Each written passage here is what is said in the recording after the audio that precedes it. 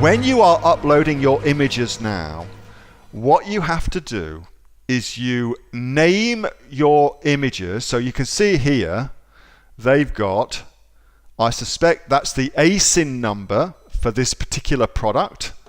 And then they've got that little part there, and then the JPEG. So when you are naming your images before you upload them into Amazon Seller Central, the way that you do that is your image file, which is what we're looking at right now, an image.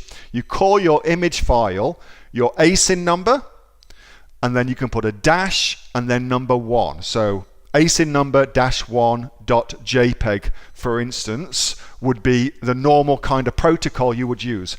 And that's new, that's all from Amazon. Amazon now wants you to include your ASIN number when you are uploading images. There's also something as well where you are now able to insert something called image metadata. And that is working ludicrously well as well. Metadata is information which is embedded into the image that tells the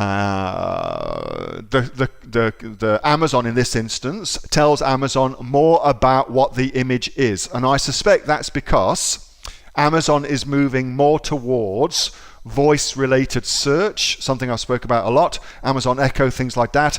And so what they're trying to do is get more information about the images so that they can describe them better through voice. And also things like people who are hard of hearing, they often, people who are blind, they often rely on the image metadata to tell them what the image is. So metadata for this would be a smoker in stainless steel full of smoked goods, for instance. That would be the metadata for this image. And then anybody who is visually impaired would be able to understand what it is that's on the screen through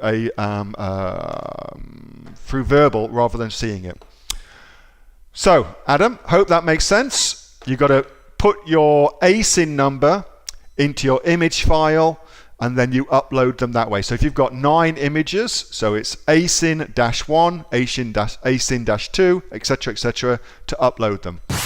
Hey, thanks so much for watching that video, and I hope that you got some massive value from it. Before you go, do you live in Australia? If you do, this is for you. Would you like to learn how to sell things on Amazon here in Australia? Would you like to know what sells really, really well and what sells for the maximum amount of profit?